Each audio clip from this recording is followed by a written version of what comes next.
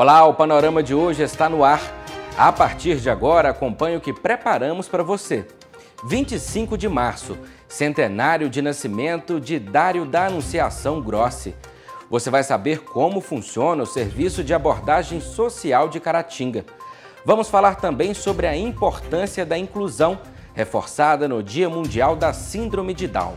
O advogado Lucas Cota de Ramos traz mais um tema interessante no quadro Pense Direito. E ainda, caratinguense vence a obesidade e se torna um exemplo de superação. Após décadas de sucesso no mercado brasileiro, 2 automóveis deixam de ser fabricados. O nosso quadro sobre saúde mental vai falar sobre os estágios da construção da memória. E você vai saber quando as manias podem se tornar preocupação. Veja também Batalha de Caratinga, um evento de rap vem movimentando a cidade. Tudo isso você acompanha a partir de agora. Nós vamos começar o panorama de hoje fazendo uma homenagem. Neste 25 de março, é comemorado o centenário de nascimento do senhor Dário da Anunciação Grossi, homem visionário que deixou um importante legado para Caratinga. Em 25 de março de 1922, nasceu em Rio Pomba Dário da Anunciação Grossi. Em 1933, ele se estabeleceu em Inhapim e depois foi transferido para Caratinga, se integrando ao comércio da família Bonfim. Destacou-se como empresário de uma rede de produtos alimentícios e bebidas e depois migrou para o ramo de transportes rodoviário, onde sua família permanece até hoje. Foi prefeito de Caratinga de 1993 a 1996. Em seu governo, foram criados a Secretaria de Agricultura, o Centro Odontológico e a Policlínica Municipal. Na gestão dele, foi feito o asfaltamento de grande parte da cidade e a idealização da atual Avenida Dário Grossi. Ele chegou a ser subgovernador em um período em que Minas Gerais foi dividida em regiões administrativas, além de ter assumido a coordenação geral da 23ª Região Administrativa da Vertente Ocidental do Caparaó. Dário Grossi faleceu em 14 de abril de 1998, vítima de uma pneumonia com quadro de infecção generalizada. Somos gratos pelo legado que ele deixou, que segue contribuindo para o desenvolvimento da nossa região. A nossa gratidão ao senhor Dário por suas contribuições para o crescimento da nossa cidade. Um dos principais trabalhos desenvolvidos pela Secretaria de Desenvolvimento Social de Caratinga é o Serviço de Abordagem Social voltado para as pessoas em situação de rua. Veja como esse trabalho é realizado na cidade. Olá pessoal, meu nome é Luciana Couto e eu sou a diretora do Departamento de Proteção Especial. O Serviço de Abordagem Social ele é voltado para as pessoas em situação de rua. Hoje nós temos uma equipe específica para trabalhar com esse público. Temos uns orientadores sociais, temos uma equipe técnica que é um assistente social e um psicólogo para fazer o atendimento psicossocial. A equipe de abordagem, elas trabalham diariamente, de segunda a segunda, fazendo a identificação desse público e trazendo o público para o equipamento para fazer o atendimento com a equipe técnica. Mediante o atendimento da equipe técnica que vai se desenvolver a ação. A equipe faz um trabalho voltado para eles com a escuta qualificada e a oferta no serviço no que a proteção especial tem a ofertar para essas pessoas. O município de Caratinga, ele atende pessoas de fora, Vem os migrantes e imigrantes. Então, assim, com a identificação dessas pessoas, a gente consegue fazer a identificação, o trabalho e até mesmo o retorno dessas pessoas para a sua devida cidade. Hoje, lá no CREAS, que é o Centro de Referência Especializado, que ele fica situado na Rua Princesa Isabel, número 151, ele atende em torno de 23 pessoas que estão em situação de rua, Essas pessoas são acompanhadas, são monitoradas diariamente pela equipe especializada. E em relação ao público do migrante, nós temos na faixa de 70 a 80 pessoas que passam, perpassam pelo município, elas vão até o CREAS solicitando a passagem para o retorno à sua devida cidade. Você, enquanto pessoa que tiver interesse em ajudar essas pessoas, esse público, podem buscar o apoio da gestão, o apoio da Secretaria Municipal de Desenvolvimento Social, especialmente da equipe do CREAS. A gente está ali para acolher, para poder ajudar esse público, e você, enquanto cidadão, pode buscar os órgãos que nós estamos aqui para ajudar. Esse é, sem dúvida, um importante trabalho realizado pela Secretaria de Desenvolvimento Social de Caratinga. Esta semana foi marcada pelo Dia Mundial da Síndrome de Down. A data, que é oficialmente reconhecida pelas Nações Unidas desde 2012, promove a conscientização global para celebrar a vida das pessoas com a síndrome e para garantir que elas tenham as mesmas oportunidades educacionais, sociais e profissionais. Respeito acima de todas as coisas. Essa é a palavra-chave da inclusão. 21 de março foi escolhido para ser o Dia Internacional da Síndrome de Down. Essa data foi definida fazendo uma simbologia em relação à alteração genética do cromossomo 21, que caracteriza a síndrome. Mas não se trata apenas de um cromossomo a mais, é também mais carinho, mais alegria e, principalmente, mais amor. O tema desenvolvido este ano traz uma reflexão. O que é inclusão? A verdadeira resposta precisa vir em forma de oportunidade e acolhimento. Eu estou feliz demais na conta, adorei demais, estou muito feliz. Chegou para crescer aqui na Pai, para Caratinga. Inclusão, Esther, é poder estudar. É amor, fala. Assim, amor. Agora dá beijinho, mamãe. Isso. Aê. Não é amor. Esses vídeos foram gravados pelos estudantes da APAI, Associação de Pais e Amigos dos Excepcionais de Caratinga. Por aqui, o trabalho se fortalece por meio da arte, da prática de esportes, estudo e preparação para a vida. Cada um dos assistidos recebe condições de se desenvolver de acordo com as próprias potencialidades. E essa é uma das propostas do ensino-aprendizagem visando a inclusão.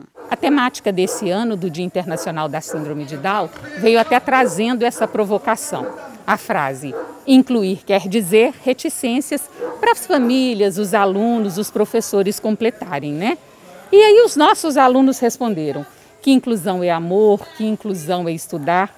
Eu respondo que inclusão é adaptar as atividades, a rotina da escola, no caso da escola, para trazer para esses alunos, garantir para esses alunos o seu desenvolvimento, tanto nos aspectos cognitivos, quanto nos aspectos afetivos e socioemocionais.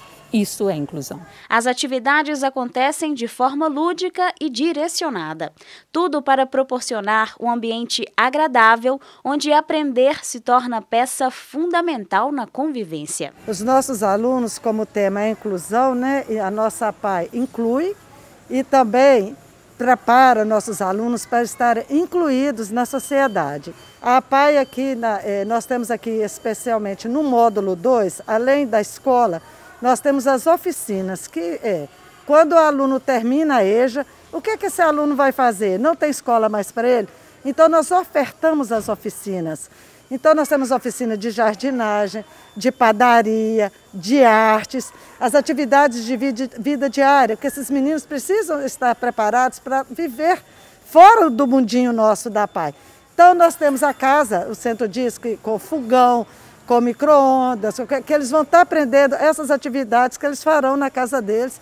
E a jardinagem, a padaria, que convido vocês para depois estar conhecendo no outro dia, eles vão estar aprendendo a fazer as coisas. É um bolo, é um biscoito. Da jardinagem, o menino pode estar ajudando em casa. Ele está estando preparando os nossos assistidos para a vida mesmo. E temos o setor, aqui nós temos aula de natação com os nossos alunos também, com a nossa piscina aquecida, que eles gostam muito. E lá embaixo, na Raul Soares, aqui no módulo 2, e na Raul Soares nós temos a parte clínica. Nós temos atendimento com dentista, fisioterapeuta, psicólogo, fonoaudiólogo, psiquiatra, neurologista, todo o tratamento clínico lá. E os autistas também funcionando agora com a nossa clínica de autista. Então são os mesmos alunos que frequentam aqui, a maioria frequentam lá embaixo também. Só que nós atendemos também alunos que ainda não estão matriculados na APAE no nosso setor clínico lá embaixo. O objetivo de se celebrar a data internacional é para que a inclusão, por meio do respeito, aconteça em todos os ambientes, todos os dias. E nós trabalhamos isso aqui com eles mesmos, para que eles mesmos não se excluam e não excluam o próprio coleguinha. E o nosso grupo da APAE aqui, 100% nosso, é de amor mesmo. E nós trazemos essas famílias também, nós cuidamos da família, para que as famílias se sintam acolhidas também. E a inclusão nossa acontece a todo momento. Apesar de termos idades diferentes, que algumas atividades diferentes de acordo com a idade, mas nós temos momentos em que todos estão juntos, entendeu? Para que cada um entenda realmente a dificuldade, a limitação do outro. Os próprios coleguinhas se ajudam. É uma integração muito bonita e é Deus o tempo todo. Incluir quer dizer respeitar as diferenças. Os nossos parabéns à APAE de Caratinga por este importante trabalho. Você sabe a diferença entre os crimes de calúnia, denunciação caluniosa e comunicação falsa de crime? São 3 termos parecidos, mas que têm suas particularidades. É o que você vai ver a seguir no quadro Pense Direito. Acompanhe.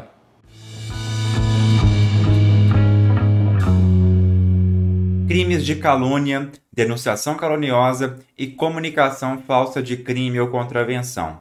Esses 3 crimes geram muitas dúvidas no Brasil. As redações parecem um pouco como a lei prevê esses crimes, as situações que configuram cada um deles também podem parecer um pouco e geram dúvidas. Hoje você vai perceber a diferença entre cada um deles. Imagine você que alguém diga que você cometeu um crime, saia por aí dizendo perante a comunidade que você praticou um crime, só que essa pessoa sabe que isso é falso, sabe que está te acusando falsamente. Nesse caso, essa pessoa está praticando contra você o crime de calúnia, porque ela está caluniando você, imputando a você falsamente um fato definido como crime. Ela está, então, caluniando você.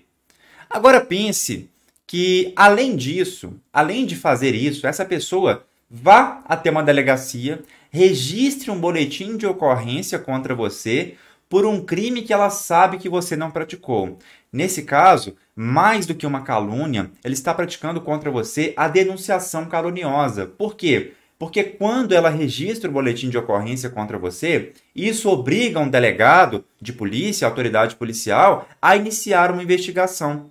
Não quer dizer que você será condenado, processado, nada do tipo, nem preso. Mas a investigação será iniciada, ou seja, essa pessoa que fez isso, registrou esse boletim de ocorrência contra você sabendo que você é inocente, ela está dando causa à instauração de um inquérito policial contra você. Ela pratica, então, a denunciação caluniosa, que é mais grave do que a calúnia. Perceba, na calúnia eu tenho uma etapa, na denunciação caluniosa eu já tenho outra etapa. A situação vai além, a situação é mais grave, a pena também é maior, a pena aqui é reclusão de 2 a 8 anos e multa, enquanto na calúnia a pena é detenção de 6 meses a 2 anos e multa. E como é que fica o crime de comunicação falsa de crime ou contravenção nessa história toda? Esqueça esses exemplos anteriores.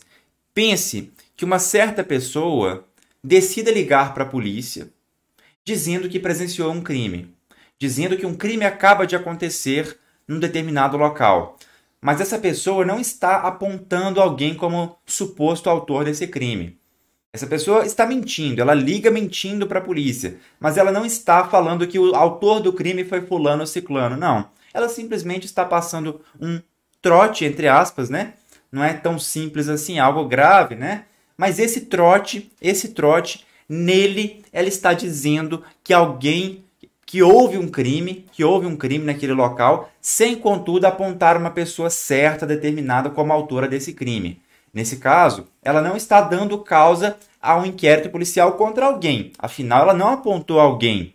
Ela também não está caluniando alguém, afinal, repito, ela não apontou alguém. Contudo, ela está provocando a ação da autoridade, que vai instaurar um inquérito, vai registrar um boletim de ocorrência, mesmo sem alguém definido, sem um investigado definido, e essa pessoa está praticando, então, a comunicação falsa de crime. Nesse caso, não se está apontando alguém definido, só que mesmo assim existe um crime. Não é calúnia, não é denunciação caluniosa, mas sim a comunicação falsa de crime, que significa provocar a ação de autoridade, comunicando-lhe a ocorrência de crime ou contravenção que sabe não se ter verificado. A pena é detenção de 1 a 6 meses ou multa. Então, basicamente, essa é a diferença entre esses 3 crimes.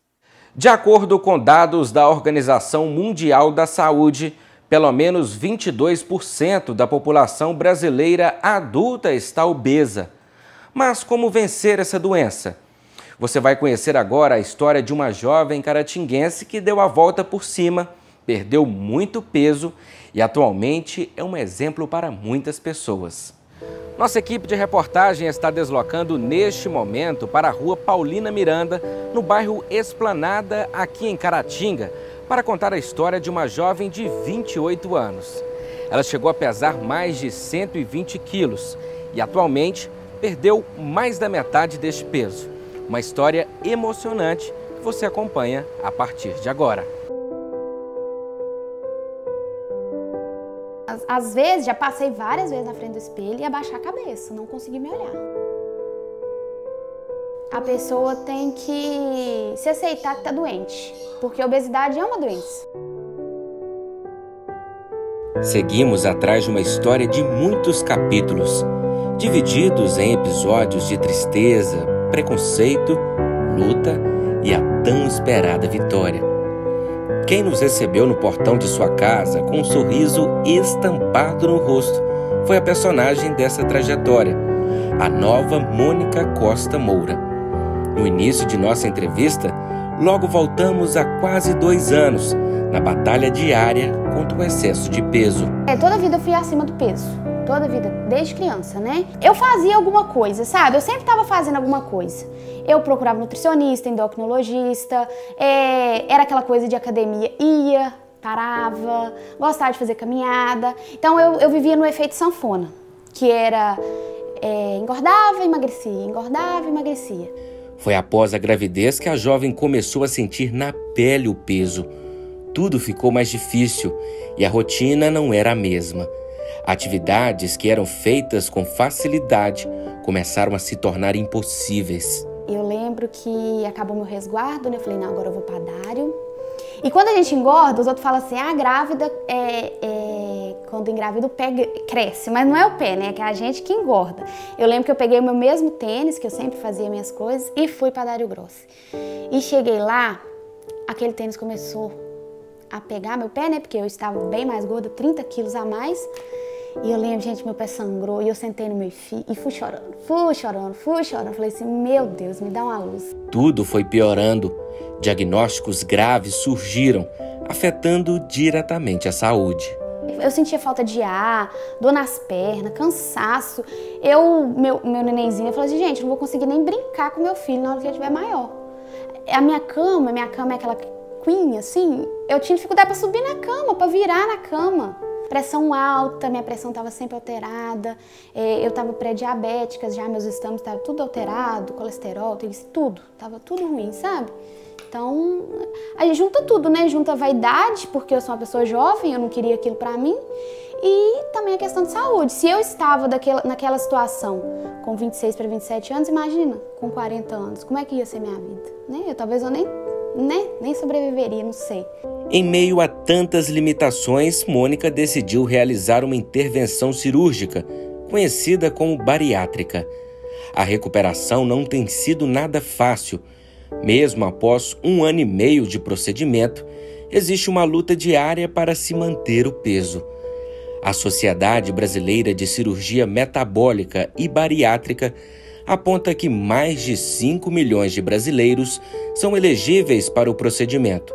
Os últimos dados sobre o número de cirurgias bariátricas realizadas por plano de saúde mostram que a quantidade de procedimentos subiu 68% entre 2011 e 2020.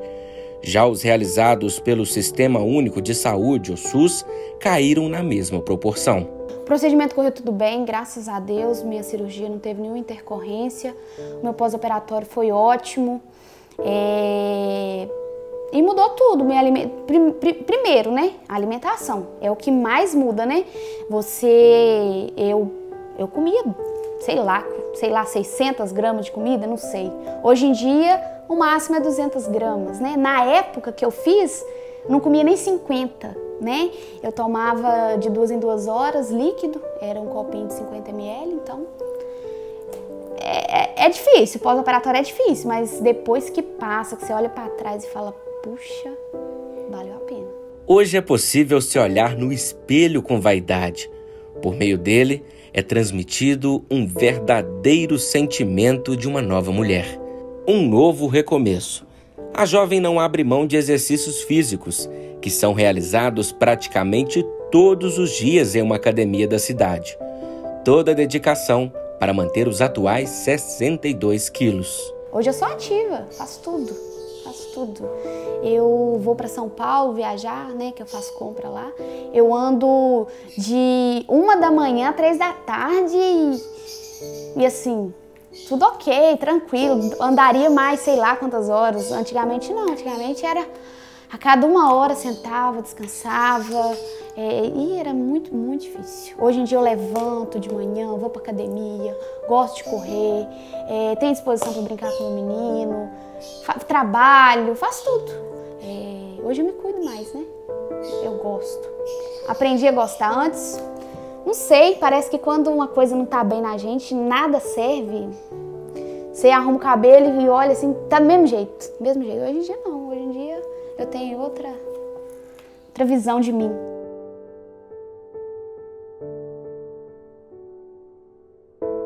Olha, a primeira coisa, a pessoa tem que se aceitar que tá doente, porque a obesidade é uma doença, né?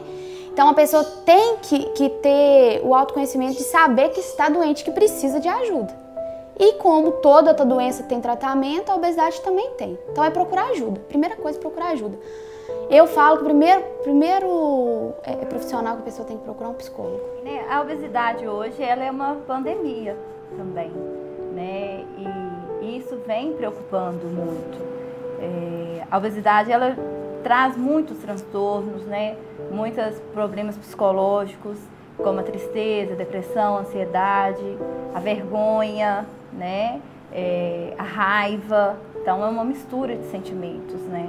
E devemos tomar muito esse cuidado, porque é uma coisa que é uma pandemia e as pessoas ainda não têm essa noção. E é muito fácil descontar tudo na comida hoje, né? Na comida. E o ato de comer é tão viciante quanto beber, quanto fumar, né? Então, é muito importante ter essa noção. Antes de ir para a alimentação, pensar, minha fome é de quê? Eu estou com raiva, então eu desconto na comida. Eu estou triste, eu desconto na comida. Eu estou alegre, então eu vou comer para comemorar, né? E devemos tomar muito esse cuidado com esse olhar, como que a gente coloca a alimentação no nosso dia a dia, né? Quanto no adulto, quanto na criança. Hoje a rede social pode ser uma grande vilã em alguns aspectos. A exibição de corpos perfeitos, malhados, escondendo qualquer tipo de imperfeição, também pode afetar a saúde mental dos seguidores, que acabam se tornando influenciáveis. A vida real não tem nada a ver com o Instagram. E hoje tem essa comparação muito grande com blogueiras, com cantoras, a foto bonita de biquíni, a foto perfeita, né? Tanto para o homem quanto para a mulher. E devemos tomar muito cuidado com isso, porque isso não é verdade. A verdade da coisa, a grande verdade da coisa, é que a felicidade é dentro da gente. Não existe o corpo perfeito, existe o corpo ideal, o corpo que eu estou bem com ele, o corpo que me faz me sentir saudável, que me faz ser saudável, né? Magreza não é sinal de ser saudável e gordura também não. Então, tomar muito esses cuidados com a rede social, com o que a gente vê na internet, esse mundo de felicidade, que é uma coisa que não existe. A vida real, todos nós sabemos que é diferente, que não é assim. Depois de tudo, uma palavra de incentivo para quem deseja mudar e ter uma vida mais saudável. É sonhos. A pessoa tem que ter o sonho, tem que ter a vontade de querer mudar. Então, se a pessoa tem um sonho de sair, eu falo que eu tinha, né, de sair dos 52, 54 e usar um 38, era um sonho. Eu consegui, então todos conseguem, né? Todo mundo consegue. É só procurar a ajuda certa e entender, né, o porquê de uma pessoa chegar a engordar tanto, que é assim, às vezes até inacreditável, né? Então, se a pessoa tem um sonho, é só procurar as pessoas certas. Tem vários profissionais aí que tá pronto para ajudar a gente. É surpreendente a força de vontade da Mônica, que ela possa servir de incentivo para todos nós. E ainda no panorama de hoje você vai ver, após 4 décadas de sucesso, Gol e Uno deixam de ser produzidos. Nosso quadro sobre saúde mental vai falar dos estágios da construção da memória. Você vai saber quando as manias podem se tornar preocupação. Vamos falar também das batalhas de rap em Caratinga. Tudo isso logo após o intervalo.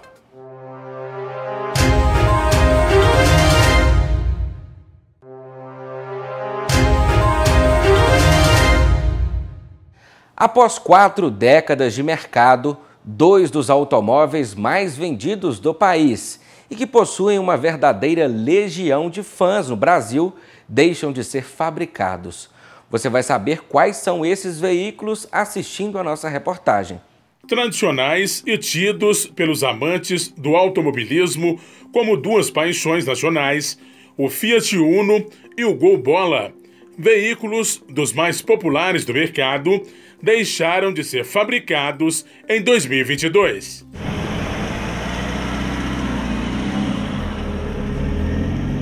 O Gol marcou uma época e era o sonho de consumo de muitas pessoas, principalmente as versões esportivas. Projetado e desenvolvido no país, é o modelo de maior produção da Volkswagen, com 8,6 milhões de unidades. Foi o primeiro carro com injeção eletrônica no Brasil e é o primeiro com motor flex. Em 2021, com 41 anos, ainda foi o mais vendido da marca, mas não tinha a mesma representatividade que teve nos 27 anos em que foi líder de mercado entre 1987 e 2014. Sua aposentadoria ocorreu agora, em 2022. O Fiat Uno vai sair de linha por quê? Por causa do Procon VL7. Vou deixar na tela para você entender direitinho aí. E essa norma exige que carros sejam menos poluentes e daí motores mais antigos e confiáveis deverão sair de linha por causa disso. Proprietário dessa oficina mecânica em Caratinga desde 1997, o senhor Darcy Ferreira trabalhou por mais de 30 anos na concessionária Volkswagen. Mecânico e eletricista, Darcy falou das características do veículo Gol e do significado desse carro para os amantes de automóveis. O Gol é um campeão de venda e todo o pessoal da roça gosta muito desse tipo de carro. E por ele ser um motor AP, era o melhor motor que existia. É um carro que foi um carro muito excelente na época dele, né? É lógico que tem que evoluir, mas é um carro excelente. Tudo é bom quando durou. Não resta a menor dúvida que o carro foi excelente, mas hoje a gente pode escolher outras marcas também que podem vir substituir o lugar deles. Já o Uno também saiu de linha. O carro é o mais vendido da Fiat e teve 4,3 milhões de unidades produzidas. O veículo é tido como um dos responsáveis pela motorização de muitos brasileiros. Uma verdadeira paixão nacional. Não tem como falar de Fiat se não falar de Fiat Uno. Já são aproximadamente aí quase 2 décadas, né? mais de 4 milhões de unidades vendidas no país, e é difícil falar uma pessoa ou uma família que não tem história. Com certeza você tem uma história com sua família, eu tenho uma história com o Fiat Uno, então, na verdade, vai deixar saudade, já tem deixado saudade. Esse modelo que nós estamos andando aqui, ele se findou, na verdade, em 2013, né, com essa série especial, e desde então fabricou-se os modelos novos, né, que é considerado já o modelo de 2011 para cá.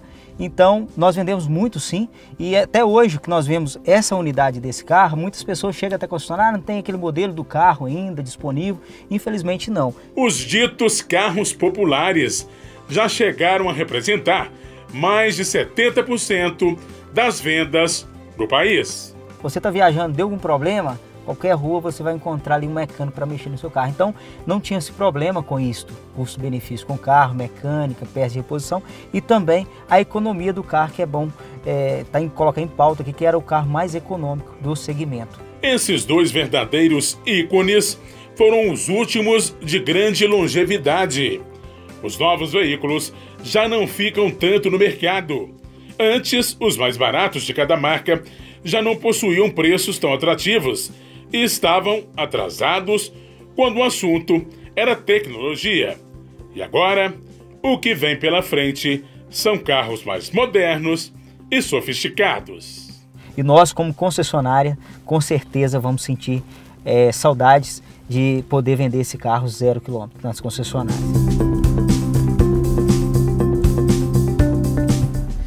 Parece que muita gente vai sentir saudade desses veículos. E agora vamos falar de saúde mental. Você sabia que a memorização acontece em estágios? A seguir, vamos ver como esse mecanismo ocorre e a importância dele para a construção das nossas memórias. Confira. Olá, pessoal. Retomando aquele assunto de memória, trabalhado no último quadro, eu gostaria de fazer uma associação entre a memória e o nosso aprendizado, deixando alguma dica, alguns conselhos aí para o pessoal acadêmico, para as pessoas que têm buscado um concurso público, nesse sentido mesmo de mostrar como a memória pode ser mais eficaz, como nós podemos estudar e armazenar mais a nossa memória. Recapitulando as fases da memória, nós temos a fase de codificação, a fase de registro e a fase de evocação. E como que nós podemos associar isso a um estudo com maior qualidade? Quando nós pensamos, por exemplo, na fase de codificação, ela está muito ligada aos nossos processos de atenção, que seria esse registro da memória. Quando nós estudamos, por exemplo, por um longo período, sem respeitar o nosso descanso, consequentemente, nossa atenção diminui muito. Então, isso seria uma forma prejudicial, uma forma ruim de registrar a memória. Então, é muito importante nós respeitarmos um tempo legal para o nosso estudo, né? Respeitando nossos limites, não sendo violento com a nossa própria mente, com o nosso próprio corpo. No segundo momento, a gente tem a fase de registro ou retenção da memória, que é muito importante. Como que isso poderia acontecer em nossos estudos? Com a frequência, com nossa disciplina. E nesse caso da retenção, importa mais a sua frequência, a periodicidade, do que uma intensidade. Não adianta nós estudarmos um dia inteiro, 8, 10 horas por dia, mas não estudarmos, por exemplo, meia hora por dia. Então é extremamente importante nessa fase de retenção um período, respeitando, obviamente, as nossas condições. E a última fase, que a gente poderia chamar de evocação, seria uma consequência desse bom estudo, né? A evocação seria a nossa capacidade de acessar essas informações, né? A evocação nada mais é do que a transformação em uma memória de curto prazo a longo prazo. Então, quando eu cuido do meu estudo, quando eu me organizo para estudar num tempo determinado, com uma certa frequência, a minha capacidade de lembrar das questões, dos conteúdos, será muito maior e muito mais saudável. Até mais, pessoal. Fique atento aos estágios da produção da memória para aproveitá-la da melhor maneira. Voltar sempre para conferir se fechou a porta da casa. Lavar as mãos várias vezes durante um curto período. Manter livros sempre na mais rigorosa ordem. Algum tipo de mania todos nós temos. Mas quando ela pode se tornar uma verdadeira preocupação, É o que vamos saber agora. E à toa. E à toa é uma mania, ainda mais quando eu tô nervosa. Agora, por exemplo, fica ansiosa, fica nervosa, começa a rir. Como não rir com a Vivi, a secretária de um consultório médico e ultramaratonista de 39 anos, divertiu nossa equipe de reportagem e contou que, além dessas crises de riso, ela também costuma falar mais quando não está muito confortável. Aí eu começo a falar, aí que mora o perigo, como se dizem, que começa a falar sem pensar. Aí dá vontade de rir. Começa a falar e vou falando, e vou falando, e vou falando, e começa a rir. Eu acho que ela também tem esse tique. E contagia, tá? Achar que esqueceu alguma coisa e voltar para verificar, por exemplo, a porta aberta ou o fogão aceso, pode parecer simples insegurança, até uma distração, mas é um dos principais hábitos dos brasileiros.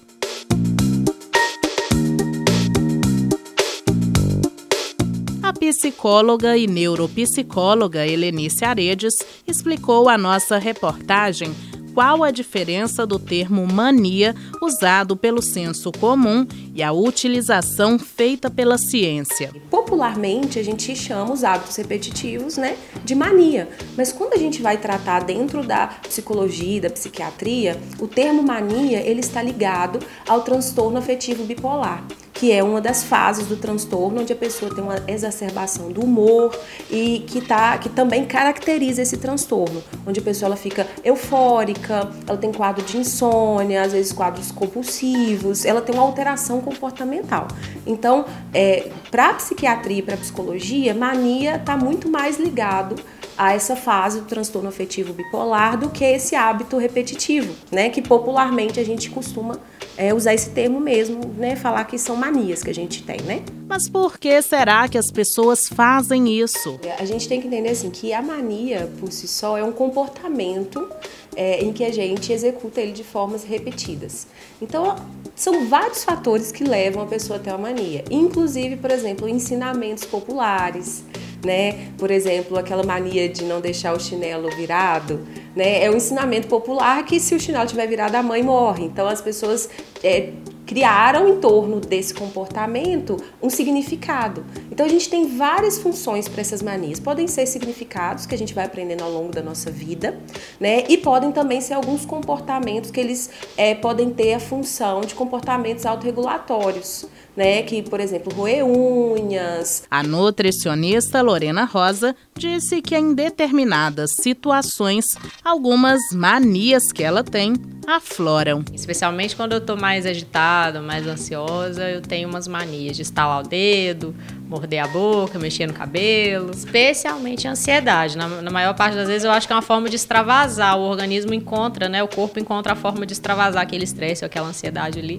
com o toque, né? Com a mania. Eu, por exemplo, quando eu era adolescente, eu tinha uma ansiedade que me fazia ficar puxando fio de cabelo. E isso me trouxe consequências no futuro.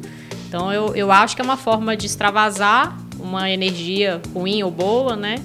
Mas que nem sempre tem resultados bons. Será que a mania em si é um problema? Depende do que leva a pessoa, né? E de como que essa pessoa lida com esse comportamento. Vamos dar um exemplo, né? Por exemplo, uma pessoa que tem o hábito de roer unhas, que pode ser que às vezes a gente popularmente chama de mania, né?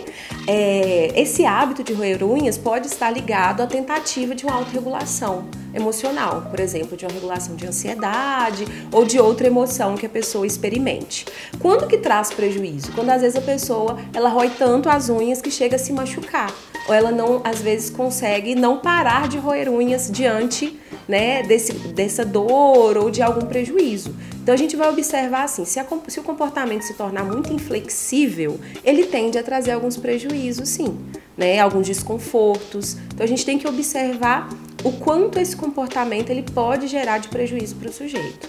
Portanto, é preciso prestar atenção para saber quando o sinal vermelho deve ser aceso em relação a alguns hábitos repetitivos.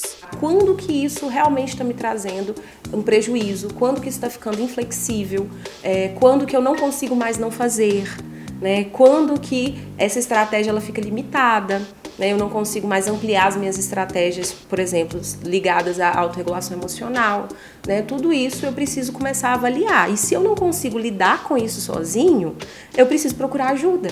A ajuda profissional é necessária principalmente para distinguir uma mania de um quadro que exige muito mais atenção, como o transtorno obsessivo compulsivo, por exemplo. O TOC, ele também é composto de comportamentos repetitivos, né? O que vai diferenciar é que os comportamentos do TOC, eles são muito mais frequentes e a pessoa ela tem muita dificuldade de não fazê-los. E está ligado também a pensamentos intrusivos e também as obsessões e compulsões. Então o TOC ele é um transtorno que às vezes é muito banalizado, né? Porque a gente tem o hábito, por exemplo, eu tenho que verificar as portas.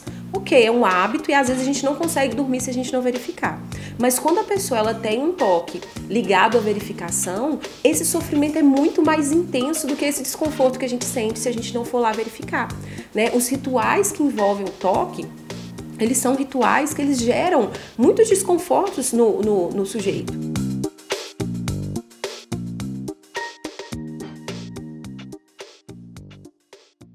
É importante, então, estar atento para perceber quando os hábitos repetitivos começam a gerar sofrimento. Desde o começo do mês de março, uma roda cultural diferente tem movimentado a Praça do Menino Maluquinho.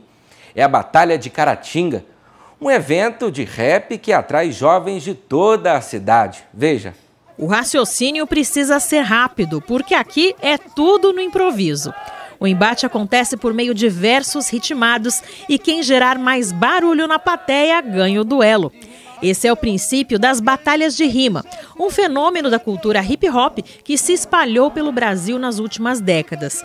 O movimento ganhou um espaço considerável nas capitais, ocupando as ruas e revelando artistas como Emicida, Projota e Xamã. Em Caratinga, a cena ganhou um novo fôlego no dia 11 de março. Quem conta é o estudante e MC Arthur José, que tem 15 anos e adota o nome artístico de Tuti Zé. Ele criou um perfil no Instagram e reuniu interessados para participar das batalhas na Praça do Menino Maluquinho. Vários amigos meus falavam comigo que a gente já fazia antes brincando, né, na escola ou até na rua mesmo. E aí eu resolvi de fazer, criar o perfil, que já tem muito MC na cidade, que agora tá sem batalha, já teve antigamente algumas. Então eu chamei alguns, mas muitos foram aparecendo, né? Eu não conheço então pessoalmente muitos MCs, alguns, né, eu já conversava, mas eu fui fazendo caixinha assim no Stories mesmo, no Instagram, seguindo os MCs da cidade, aí eu vendo e colocando o nome para poder participar. Wellington Júnior, ou Uel, foi um dos primeiros inscritos a participar do embate.